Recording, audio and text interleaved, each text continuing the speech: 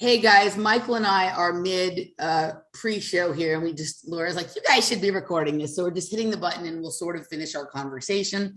And this will end up wherever it will end up. So anyway, we're talking about kind of the reality change that's going on. So I'm not going to review so much what we've talked about, but just pick up where we are here. So I think you had said, like, look at what's going on in Australia, look at what's going on in Canada and whatever, right? One of the main things that's different between what's going on in those places and what's going on here is obviously they had something confiscated years ago that hasn't been confiscated here, which makes all of that a lot more challenging. And, there's all of these interesting things going on that are drawing people's attention to it, right? So you've heard, I'm sure, about this new sort of abortion ban. They're calling it the abortion ban in Texas, right? Mm-hmm. Well, what's interesting about this quote unquote abortion ban is nobody really knew anything. It's not been talked about in the media at all until this past week, even though the bill was actually passed in May, right? The media didn't cover it. And apparently somebody tried to challenge it. The Supreme Court decided not to listen to the case or not to do anything. And that's when it got all this media attention. That feels odd to me because all we've been hearing about for the last few months is how Texas has been doing this, voters' rights shit. And remember, the Democrats escaped from state Congress here in Texas and flew to Washington, D.C. to avoid having to vote on that bill. Well, if they're so worried about the abortion thing, why didn't they do that for that? Why was our attention not drawn to the abortion bill back when it was being passed? Because they didn't run away for that one, but was to the voter rights thing, which isn't really, from what I can tell, it's just like, you need to have an IVD to vote. It doesn't seem like I could be wrong about that. One of the other things that happened that no one is paying any attention to this week, at the same time that this abortion thing or whatever is going on, is constitutional carry was just passed here in Texas, which means that you don't have to have any kind of permits or anything, any open carry, right? Any of that anymore, right? Like, you can go to the store, you can get it, you can carry it pretty much any place.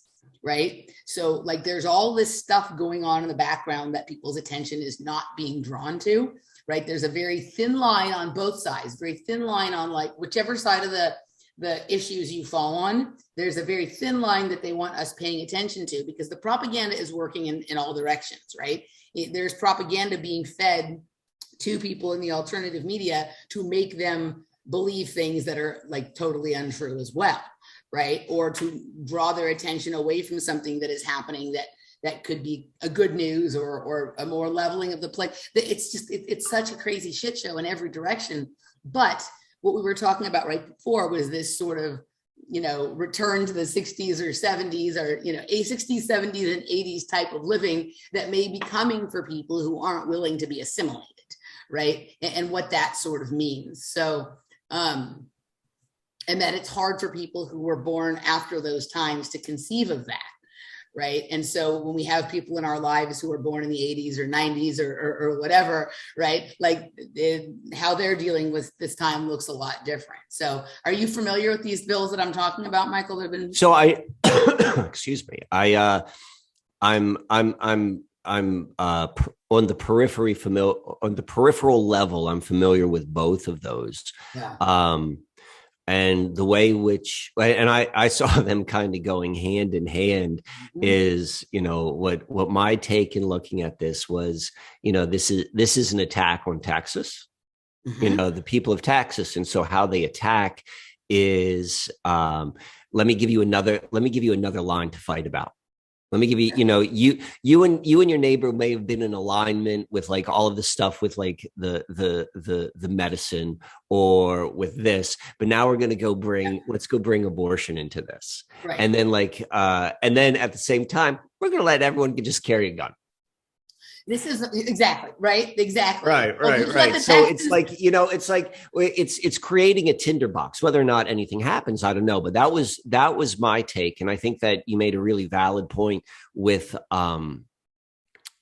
the timing of the bill being passed in May, and then it was brought out now. It was sat on for a while, and now it's the biggest story. And I also find it interesting is like how that ties into the whole, the two other things which I found interesting as it relates to particularly the abortion was, the position it puts Joe Biden in with the Catholic community. Yep. Him saying, going against all of like the traditional Catholic talking points. But I mean, I guess a lot of that's been changing this with the new Pope, and like, the openness with what were once Catholic taboos, which are now like, we accept everyone. So there's that element. And I forgot what the second one was going to be. It'll come to me in a moment. But that was that. Oh, here was the second thing, which I also thought was kind of interesting. What I read was the Church of Satan. The Church of Satan being like I read a couple articles. They're the last foothold for body freedom.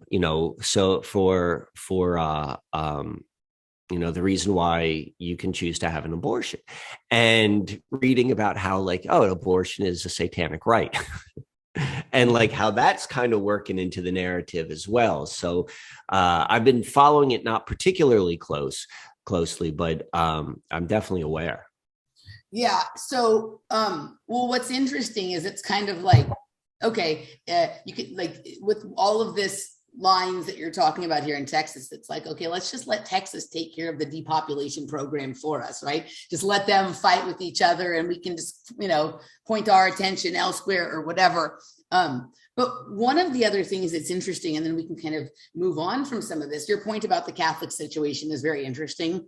And I know he's getting ready to get married, but at some point maybe I'll tap our good friend Michael Joseph for a conversation about that, because he's really into the Catholic. And what is the conversation in the background there? Because he goes to like the old Latin style Gregorian chanting, the Gregorian music kind of Catholic churches, and it would be interesting to sort of hear what the thoughts are there. But within what that bill is here, the part that's more interesting is there's no criminality thing about it. It's all civil, right? So if a doctor or a person was caught getting an abortion after this sort of 6 weeks, there's no criminal charges that would be brought. All it does basically is allow other citizens to sue doctor or the person providing or the person helping them provide, like the Uber driver or a person who drove them. It doesn't actually allow them to sue the person getting the abortion, right? And there's no criminal charges. So this is literally pitting citizen against citizen and creating a snitch culture, right? Yeah. That's exactly the point I was making earlier, like what it's doing to divide and conquer. Right. So the poke creates the snitch, the poke and the mask creates the snitch culture on the left, right? Because they want to go around turning everybody in who doesn't do that. And this will create the snitch culture on the right. You know what I mean? And the whole idea is just like, we have to different, and then everybody can do whatever they want with a gun now, right? Well, I mean, that's a really interesting way of looking at it. Like the exact modus operandi is being used on the two extremes of the whole, like, it's my body, I get to do whatever I want. And so like there's a real cognitive dissonance on that level of like, well, you either can do what you want with your body or you can't do with what you want with your body. And they're pitting the sides. Like it's on the level of detached observation. You're like, wow, this is like, this is a well played sort of thing, but we'll see how it unfolds. All right. Since you said modus operandi, I wanted to talk real quickly about what I was just listening to before we started here, which is kind of a departure from what we normally talk about, but that seems to be where we are right now. So since we came in mid pre-show, everybody, welcome back. I'm Emily Moyer. Michael Wann is here. This is our favorite show, Playing the Glass Bead Game. It's episode number 23. And we're just rolling with the beads that came at us this morning. So this show will probably have to go elsewhere than YouTube based on what we've already talked about and what we're going to talk about right now to start. But right before we started, Laura and I were listening to a video from Rising, which is on the Hill YouTube channel, right? And Rising is this show that's sort of been embattled, controversial for a while, but certainly recently. Do you know what I'm talking about? No, I don't. Right. So the Hill is sort of a, in that tier between mainstream and alternative media. It's been active for a while in Washington, D.C. And a couple of years ago, like during the run up to during around the 2016, 2017 period of time, or the run up to the 2016 election, they started a YouTube channel, right? Maybe it was a little after that. I can't remember when they exactly started. But the show was called Rising. And the idea was that they had someone from the populist left and someone from the populist right discussing issues. So Crystal Ball, which is a hilarious name, who had left MSNBC over not liking their rules there, and Sagar Anjeti, who had been like a longtime press person in the White House or kind of thing like that, got together and did the show. It was actually pretty good for a while, right? Actually really good. And sometimes they were a little normie for me, but they provided it's that thing where they just widen the pen a little bit, right? Like they make a porch to the plantation house that people feel like, oh no, I can go outside, I'm free, but they're still within the confines of the plantation. But there was some good stuff that came along, and eventually they decided that they wanted more editorial freedom or something like that. And so they left, and they're doing their own thing now. And this Hill has been going through somewhat of a struggle to replace them, right? Because it was a very popular show. And they've tried all sorts of different hosts. And, they have this guy, Ryan Grimm, who works for The Intercept, who I just see as like the new handler for the show, right? But they have finally found somebody, I think, who's really good. And her name is Kim Iverson, right? And she's actually a progressive, but she's incredibly honest. She's really good. And I don't think she's handleable, right? But they're going to keep trying to handle her. And it was interesting to watch that this morning. So she was doing a piece on how Anthony Fauci, like literally, and I've known this for a long time, like everybody who trusted Anthony Fauci, I'm like, go look at what a mess he made of the AIDS debacle back in the 80s, right? But she literally went through and dug up old video of him talking, which it was crazy to see what he looked like back in 1981 or 82, right? Literally dug up old video and all the old stuff and all the old bills and rules and things around the AIDS virus. It is literally action for action, word for word. The same shit he did then is what he's doing now with this, right? Modus operandi, right? Basically create a tremendous amount of fear around something. Like back up with the HIV stuff, he, got people afraid that like, oh, just living in the same house, you'd catch it and blah, blah, blah, blah, blah, right? All these things, even though like really the only thing that seemed to be happening was people were getting it from, sex or needles or something like that. He created all this fear that left people who had the virus or who were susceptible to possibly getting it isolated from loved ones and the, outcast by society, much like first they put the old folks in the nursing homes here and wouldn't let people go visit them. But now it's like that separation is happening for the unpoked people, right? Or whatnot. And then put all of your money into only one solution that will, that will provide a tremendous amount of profit and control for certain departments, demonize anything that is inexpensive and already exists. In fact, don't even fund any studies on anything else other than fund 12 or 14 or 16 studies that don't actually ever go anywhere because they ruin the studies purposely. It's everything exactly the same with AZT as what's going on with these pokes right now, right? And AZT, of course, was a repurposed chemotherapy drug, right?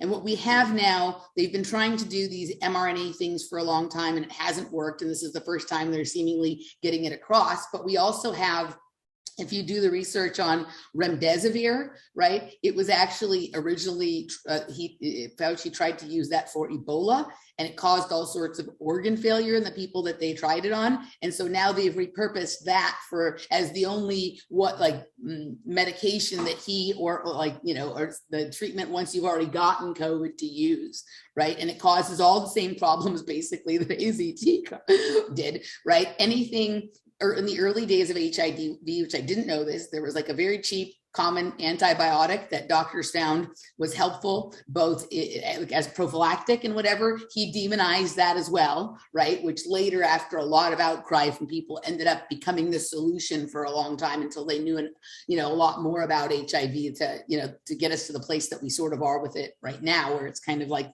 something it exists with us, but it's pretty inconsequential, right? In terms of it's not killing people or highly transmissible or anything like that, but literally everything. Kim Iverson went step by step through, right? It's kind of crazy. It's almost like it's just like the repeat cycle, like push the button, say the same thing over and over and over again. And this Ryan Grim Handler guy lost his shit with her, right? And he thought he was going to be able to control her, and she was fighting. It was just a great little argument to listen to, right? What was his problem with what she was saying?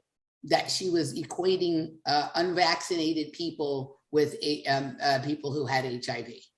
That refusing, like that, basically like saying that people who are being isolated based on their choice to be unvaccinated, like equating now people who are being isolated because they were either thought to have HIV or had it or whatever was wrong, right? And then also that saying that because she was basically also saying the vaccine isn't that effective, right? And he was going off saying, no, the people who are vaccinated perform much better if they get the virus than those who don't, and blah. And she was just right back in his face. Already Pfizer's saying they're going to have to reformulate. She just wouldn't stop, right? But he was going after her from all of the idea that, we can all acknowledge that telling somebody that they have to stay away from society because they have HIV is creating a separation in an underclass, which was happening in the early 80s in New York and Los Angeles and San Francisco. He's saying that does not equate to the same thing with creating a second class of people based on those who choose not to take the vaccine, right? But, it's exactly the same thing. Both things are biological apartheid, right? They're medical apartheid, they're biological apartheid. And he was just trying every little angle to say that her point was ridiculous. What I just saw her do was the best mainstream, because it is kind of, the Hill is sort of that borderline mainstream, the best job that I've seen anybody do without getting into, she didn't get into you're sheep if you take it, you're not if you don't, you should, you shouldn't, it's a violation of your rights. She didn't get into any of that stuff that they usually get us trapped in arguing about. She was just basically showing that we've seen this act before. Right. And he lost his shit. Like, it was great to watch. I'll send you the clip later. I'll attach it down here so people can watch it. Yeah, I'd like to see that. We literally have people just like in Westworld who are on a loop, who are just doing their loop. That's what they do. They come out, they say the same thing. The people fall in line with the experience that they're supposed to have in the park. And if the person performing the loop goes off of their route, then they're exit stage left. And Anthony Fauci has been incredibly consistent in performing his loop for the last 45 years. Yeah. And the whole thing, I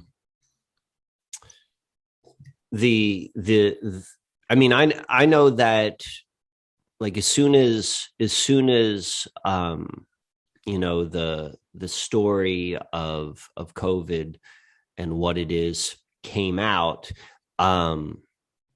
I already had at least one lens to really kind of make sense of that.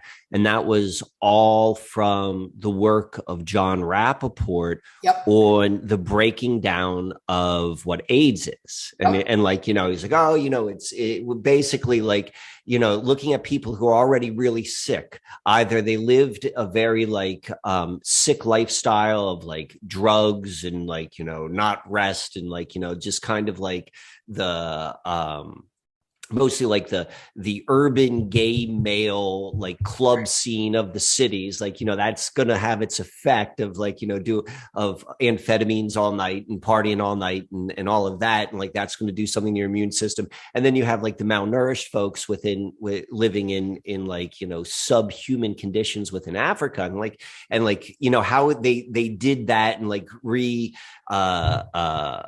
use that to just that number manipulation to justify and tell this tale of AIDS. And so when you see the same thing happening within within COVID, or at least I did, I was like, I thought about everything which John Rappaport had already explained. I remember reading about that like in like mid 2000s. And it wasn't particularly, I was really into John Rappaport at that time. Like I was like consuming everything which he was putting out. Like he was a great, great teacher for me. But like the AIDS stuff, I remember thinking, I'm like, it's like mid 2000s, that wasn't a thing anymore. Like it was kind of interesting. But then come like 2020, like all of a sudden I was like, holy shit, I know this story. I saw that. So like, it wasn't until like 9 months later, a year later, that like I stumbled across that correlation between Fauci being the guy. And like, when you begin to behind the AIDS, like the mainstream explanation of what AIDS is. And then like, you're right. It's exactly the same thing. This is a general statement, which I'm going to make right now, but at least what I have noticed in my own observation, that really from the beginning of the whole COVID sort of mania, one of the biggest like subgroups that have been most supportive of all of the masking and follow the rules and all of this sort of stuff were primarily like gay men, the gay male community. And I'm like, they've been conditioned for this. They've been conditioned about like make certain you practice safe sex and makes like all of that sort of stuff. Like that's been within the community before. They've been through that. So of course, and that was not because AIDS was so kind of like focused on small subgroups, that the population that did not fall upon it, like, they did not necessarily have as much skin in the game, and did not go and deconstruct the story as much as people are right now, because COVID is affecting everyone. But you go and you see how that like, the modus operandi is the same, but then also like, the first group, which was really like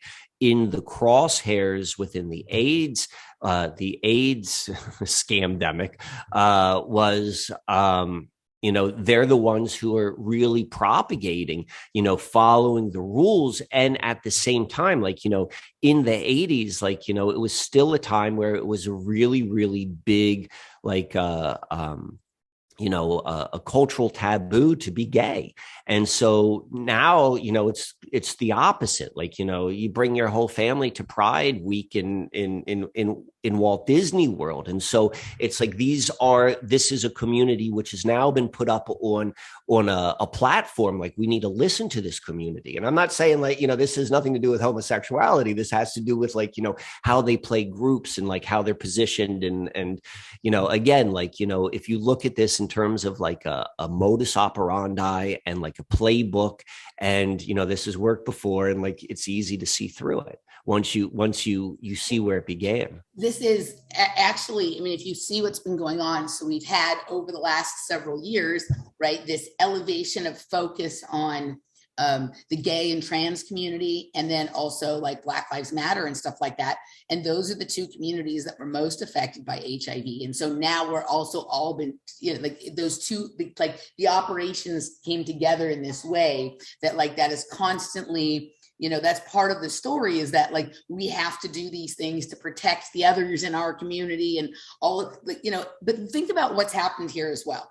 Right. So for like someone I know who's a male, like who, goes on the webs, the dating sites and stuff, was telling me about how now just like on your profile, it's like, whatever, 6'2", blonde, love to surf, 8-inch package, like, 4 rounds of Pfizer. Like it's part of like they're signaling as like how you're going to decide which person you want to click on their picture on the thing based on what their biological status is that way. Whereas like back in the 90s or 2000s, it was like HIV positive or negative or whatever. So now it's like, yeah, you're absolutely right. So there's that going on. There's this tremendous amount of focus on like listening to and being most primarily concerned with the rights of gay, transsexual, women and minority communities, which were all the same communities that were most affected by the HIV kind of situation, right? So listening to what their wants and their desires.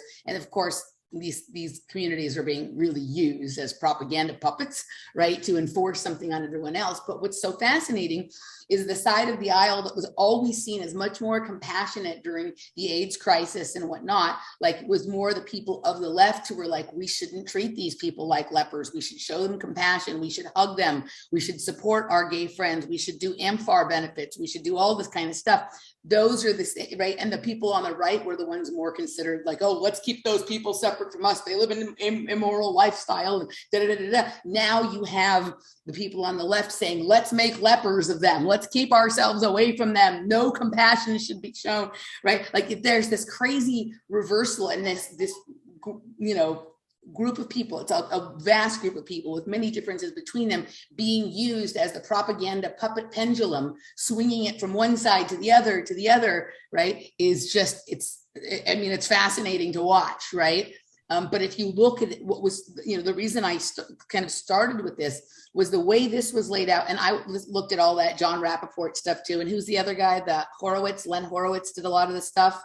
Yeah. Whatever happened to Len Horowitz? He was a little bit more Bill Deagle. William Deagle. Bill Deagle, but he had some points that were totally fair. He definitely had some points.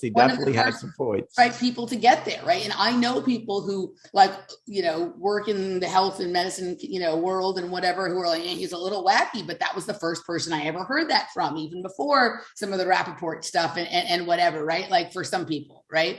So, you had to really go digging for the kind of research that they did. What was fascinating about this piece that Kim Iverson put together is like she literally was just pulling from CBS and this and that and that. She was able to make the case without having to dip into conspiracy territory, which makes her frighteningly dangerous to her CIA handler named Ryan Grimm, right? Kind of thing. And she wasn't backing down. And it was just like, okay, like this is, I don't know that anyone's going to appreciate it other than like people like you and I and whatever who are onto the gig anyway, right? But it's kind of like Dave McGowan, right? So what was so interesting about Dave McGowan is he made his entire case with mainstream media pieces. Mm-hmm. He recognized that as a man of the left, he did not want to be referred to as a right winger or a conspiracy theorist because he'd seen that happen to others before. So even though he would look at the other stuff, he would look at the deep conspiracy stuff. He would never use it to make his case. He would never quote it in books. He would never, if he couldn't put the case together using mainstream media stuff to sort of back up his argument, then he wouldn't put it in the book or wouldn't put it in the article, even though he was aware that's a reasonable place to look for information, right? And that she better watch out, dude. They don't like when people do that, but it was glorious to listen to this morning. And yeah, it is. So this just happened? I didn't realize this conversation just occurred. We were listening to it live right before I started with you. Wow. So the video may be down by the time we put this out and I attach it. I'll see if I can find it elsewhere if it's not, if it isn't, but I'm reporting on it here. So it happened. You know what I mean? She's fresh to the Hill. She's only been there for about a month. So it'll be interesting to see if she is able to maintain this level of integrity or if they beat it out of her. But this was glorious to behold this morning. Right. And it was crazy to look at Anthony Fauci with black hair, right. And whatnot in the early 80s. But he hadn't become quite as condescending of the people questioning him then as he is now. Right. But it was crazy. It was like if a person wasn't looking, you'd think it was just him sitting up there talking to Congress now about this situation. He's just saying the same shit over and over and over again. And nobody has learned anything. What I find interesting about Fauci is, so have you seen the, I just saw it this past weekend, was a trailer for, they're doing a documentary, a National Geographic documentary on Fauci? No. So it's done by National Geographic. There's big money behind it. And it's like done really, really well. And it was like a 2-minute trailer, which I saw. And the only thing I recall was his daughter was talking about him. It's like, what you don't understand about my dad is like, he's so goofy and he's funny and he's like, and they're humanizing him. And it was like, I'm looking at this and I'm like, this is like a Goebbels-esque, like, propaganda. It was so over the top, and like, while that's coming, like that is also kind of interesting to me, is like the putting up the Bill Gates and then they take him away for a little bit and he'll probably come back again. And like the Fauci, he's come and gone a little bit during like they both went away when Black Lives Matters was the primary story in the media. But like Fauci's coming back, but this documentary to me is like, okay, well, we need to reinforce the storyline because people are starting to see through it. And so, this is the booster. This is the mind booster of this documentary. And then this other thing, which I saw, like I always knew that his wife held a leadership position in another one of these like government health agencies. And I can't verify this, but I read like this it was more on a message board and was talking about like the agency which she's the head of, its relationship to the FDA, because the FDA like supposedly does all of their testing and they're the police on things which are not FDA approved, but the FDA approval does not happen by the FDA. That's done by this other agency. And that's the agency in which Fauci's wife has a senior leadership to it. Like, and so, but I can't confirm that is the relationship between the FDA and that agency. Like I read that. So like, in case I'm wrong, like, I haven't verified that, but I think it seemingly makes sense. But like the point with all of this is like how easy it is to see through the curtain when you're actually looking at it. And then the flip side, which is like, look how effective the messaging is, that if it's this easy to look through the curtain, then why isn't everyone seeing it? Why are people that we know like refusing like that just like it goes through their their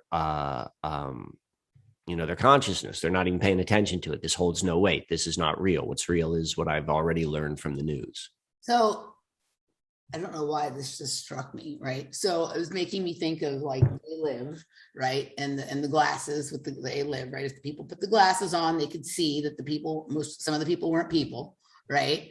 But the people who refused to put the glasses on couldn't see, right? So one of the things that, I've talked about for a long time in my work, you and I have talked about it a couple of times, this whole thing with like the central heterochromia of the eyes and how like the eyes actually look like the particle accelerators, like CERN, right? And that the eyes were part of this thing with moving across dimensions. Of course, Mengele was obsessed with the eyes of the Jewish women, right? And then we watched Man in the High Castle, and that seemed to have a correlation between which people would be able to move across, right? Like, into the new world, into the other worlds and whatnot.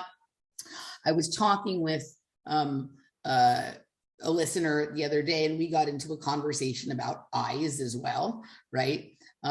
Based on the fact that his grandfather was an eye doctor, but we got into, my mother, at the very time that she went to UCLA, she started seeing, my mom's always had eye issues, right?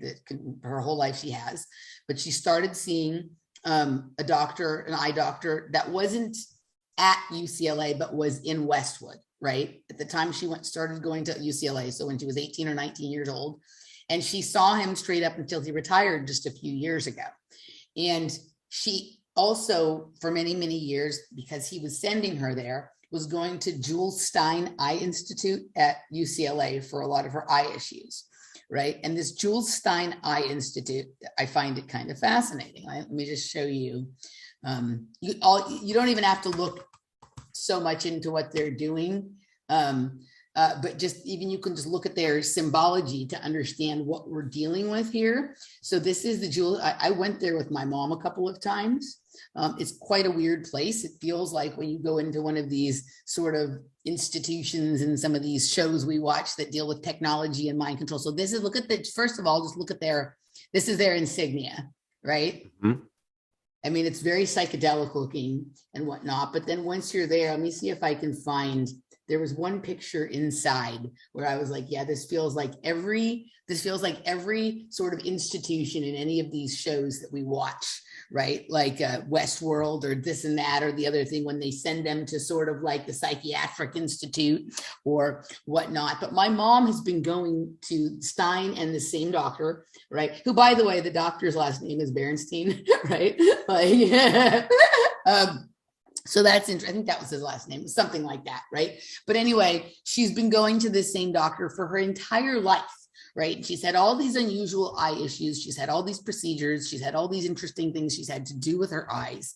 But I often wonder, like, think about how many people have like LASIK surgery, wear contact lenses, how contact lenses have evolved over time, how the lenses that are in glasses have evolved. Now you have these lenses that like switch with the light of the day, switch to whether you're inside or outside, and blah, blah, blah, blah, blah, right? How many people do you know anymore that don't actually wear any kind of corrective eyewear or have not had any kind of corrective eye procedure? And even people who haven't had any need for correction choose to wear colored contacts and stuff. How many people do you know that walk around in their naturally born plain seeing eye all day long? I don't even wear sunglasses, right? Most people, even if they don't wear something else, at least wear sunglasses. But how many people do you know that never put anything between their eye and the outward reality? Me. You. Right. Yeah. Right. And so, I mean, we know that They Live was a documentary, not right. We already know that. So I'm curious as to, maybe what has been done to our eyes. Right. Because if you look along the same lines, like the same people who don't seem to be able to see through the COVID propaganda are also the same ones that don't see the chemtrails. Right. Even though both are clearly in your face, like you don't have to do any research on these conspiracies to see them. Right. It's not like digging into, some of the stuff that MK Ultra or, some of the deeper weirdnesses around some of the events or stuff like Cynthia McKinney. I saw her at a thing in Los Angeles one time, a chemtrails conference. She's like, you don't have to do any research. You just have to look up. Right. Kind of thing. This one's not hard. But it seems to be, I've watched all of these shows that we all watch. At some point they do the focus close up in on the eye, and you really see like what the colored layers are made of. A lot of the shows have people with like some sort of surgically inserted thing in their eye. I was going over the eye episode in Fringe. You and I think have talked about it before, where Walter pulled out something from Peter's eye that one of the observers had put there. Our eyes are really easily influenced, whether it be by something we wear and we put on, or whether it even just be like something from our atmosphere affecting them. I mean, I go through phases where my eyes start to feel blurry and I'm thinking, oh shit, maybe my vision is failing. And then eventually it clears up. Right. But as soon as people have a few days of blurry vision, they go to the eye doctor, they start the trail down, corrective lenses and all this kind of stuff, and they never look at the world naturally again. Mm-hmm. Right. And I'm just wondering what the correlation is, because again, the same people that were obsessed with propaganda, the Nazis, were obsessed with eyes. And I think the Nazis are like, in some ways like a bullshit cover for a lot of things, right? But where we look at, whenever we look at them, like, if you can look past whatever the racial shit is, they're always obsessed with time travel, psychedelics, the eyes, propaganda, the way we talk about things, language, all of this kind of stuff. And those things are very real. So anywho, so I got a couple of thoughts on that. Yeah. I mean, and this is a little bit different from a different entry point than the one which you just laid out. But vision and eyes, like I've always recognized as being a big part of how we perceive reality, like kind of like what you're describing. And I've never worn glasses or anything like that. And I've always thought, but I've always had like, vision where needing glasses was not important. And like you, I don't wear sunglasses either, mainly just because like, it's just one more thing to have. And I'd rather not have one more thing. So beginning from that is kind of where I come in. And one of the things which I've always thought was, well, the only reason why people really need glasses, or one of the primary reasons, is so they can read or operate a car, or like all of these things which are based upon the culture which we live in. Like, you got to read, you got to be able to read some shit. And then so it's, and then like, where I got to be able to drive. It's not safe for me to drive my vehicle if like I can't see, something like that. But if you were to take, that's not an absolute truth. It's just a truth relative to how we live our lives right now. And so I've always wondered, like, people who see things the way which they see it, it's kind of framed up like 20/20 vision or what have you. But like, what would their experience be like? What would they be seeing? How would they see life differently? Like, what would they be able to pick up differently than someone who has, quote unquote, 20/20 vision? And that's been robbed from them, the person who supposedly has bad vision. Like, I get the logical reasoning of why you want to wear glasses, but like, what about the bigger picture? So there's that. But then where it really comes into where, like, on a more like, a more fundamental level of what is vision and why is it so important.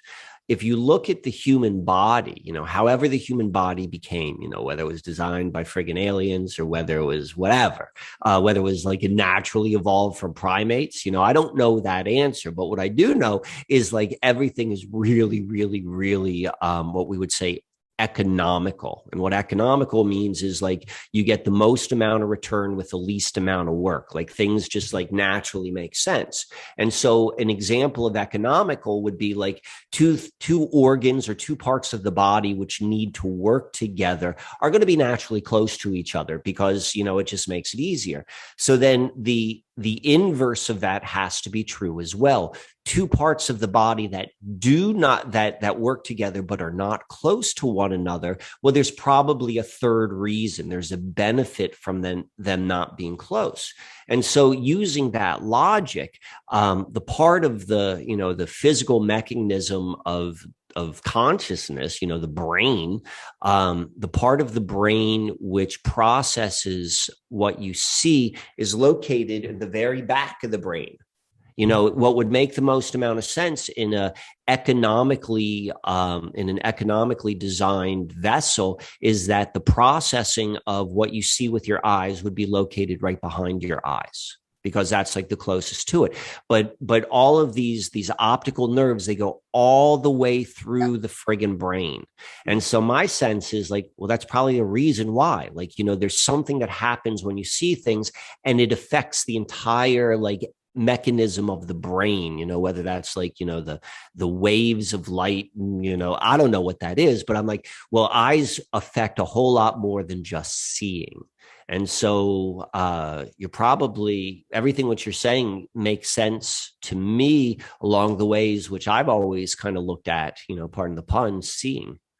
So I like that you went to the same place with it that we went in that episode where we were talking about your friend who's the scientist who works on basically the electronic harassment of people's brains, calling it tinnitus, right? And you said you were asking him in your email to him if he was robbing people of the experience of hearing whatever ambient noise there was there for them to hear or whatever, right? And robbing them of synesthesia or whatever, right? Kind of. Mm-hmm.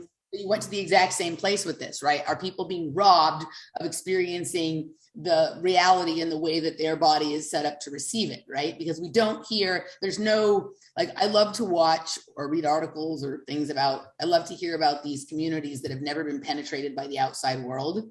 Like, right? They've never had technology or anything like that. Like, they don't leave their tribe seeking help for the fact that somebody in the tribe has blurry vision. Mm-hmm. Right? They just, that's just how that person sees as opposed to how you see, as opposed to how I see or whatever. And that creates a more richness, like a diversity of experiences and perceptions of reality that probably provide information that have allowed them to keep their society intact for as long as they have and, whatever it is. So I like that you went to the same place with that. And then also when you're talking about the distance like between like the eyes and the back of the head here where like it seems to go with the whole, it's kind of like when you're watching something projected on a wall. It doesn't work if the projector is on the wall. It has that there's distance in between, right? That provides perspective, right? The right kind of thing, because there's something about those waves moving through that area that creates an information field for the people to be able to understand what it is that they're seeing. That's an interesting process. The other thing is, have you heard of Jacob Lieberman? In what context? So he was like the first person I interviewed right when the lockdown happened last year. And he's an I interviewed him about his book called Luminous Life, right? And he's an optometrist who basically helps people to not need their glasses anymore and be able to just see with their own self by changing the way that they use their vision. Yes. I remember you talking about him. Okay. So he does that, right? Which there's no one knows if what he's teaching people means that they see the same way someone with 20/20 does. He just teaches them to see in a different way, right? Like using the way he describes it is he sees from up and behind his head, as opposed like to the way that we think of seeing right through here. So he teaches them another way to see without their glasses, but he's also an expert in like some kind of color light therapy kind of thing, right? That like helps people to resolve certain emotional issues that are part of the problem with why they're having trouble seeing anyway, right? And so he has a process he describes in the book, and like you use the different colors for different things, and it makes me think of this, right? So of this, their symbol here, right? And we all know that universities and weapons companies and things like that, they all weaponize that kind of technology, right? Light color spectrum technology before it becomes available as later therapies for people. It's widely available. He's one of the few people who practices it all the way to the nth degree. Like some people are aware of it, but he actually takes it to, no, I can help you to see without your glasses, not just something that's going to make you feel better to bathe in the red light or whatever, right? He follows it all the way to the logical conclusion, which is you resolve these issues and suddenly you can see well enough to experience life the way you're supposed to again. But I wonder what's going on here with the inversion possibly of the same technology, right? And so, well, I don't know if you said this before and I didn't register on me. Like just what popped in my mind was like, oh, it's also a play on Einstein. Totally. Very good. I didn't say it before. Yeah, right. SteinEye, Einstein, right? Very good. Yes. I like that. I didn't get that one, but that's why we do this, because we see it different ways. But anyway, I think that it's very, the eyes are really, really important to our experience. I mean, I definitely think that pupils are black holes. Right? Like we have people that are always interested in fascinating and studying and understanding dark matter and black holes. And it's something far out there that maybe one day, if there's some whatever technology you'll experience, dude, you got two black holes right in your head, at least two, right? You got two of them, and you can have the inner experience of that. But it's part of the entire the inversion, in my opinion. Like you and I talk about all these ways that the reality is inverted, but the biggest inversion is that the oldest trick they've been playing is getting humans to externalize everything, right? Everything is out there, far away from them and bigger than them, instead of something that is right there, not only close by, but actually inside of them, that they can experience no matter where they are. They can experience when they're sitting on the floor in their living room, or sitting out in nature, or laying in their bed, or whatever it is, right? So it's a Stargate, it's a portal, it's a black hole, and it does all this same stuff that those things that we think of as high technology do. It facilitates time travel, right? It colors how we see things. It changes the nature of information. All of that stuff. I think eyes might be one of the greatest technologies that we know. I would agree. Right. Hey guys, it's Emily, and you just watched the opening clip of Playing the Glass Bead Game, episode number 23, with myself and Michael Wann. We did it a little different today in that we sort of just started off with a our sort of pre-show conversation about some current events. And then that led into a conversation about eyes, how we see things, inner visions, the way things are portrayed publicly, the sort of great battle within. And we got into some pop culture references and some things that have gone on both in the past and that are going on currently. So it was kind of went all over the place, from sort of propaganda to pop culture to synchromysticism and beyond. It was a really cool episode. And I think that we got into something that we touched on something with this sort of parallel between the movies Girl Interrupted and Fight Club in the late 90s that we're going to dig in maybe a little bit further with, because I think there's something there. Anywho, I hope you enjoyed the clip. And if you're interested in receiving the full episode, as well as all of the episodes playing the glass bead game, you can find out about how to do so in the links below. If you haven't received a complimentary episode and would like one, hit me up. If you would like a free date at the Project Kids Cafe, hit me up. And we will see you guys next week. Hope you have a lovely weekend. Take care. Bye-bye.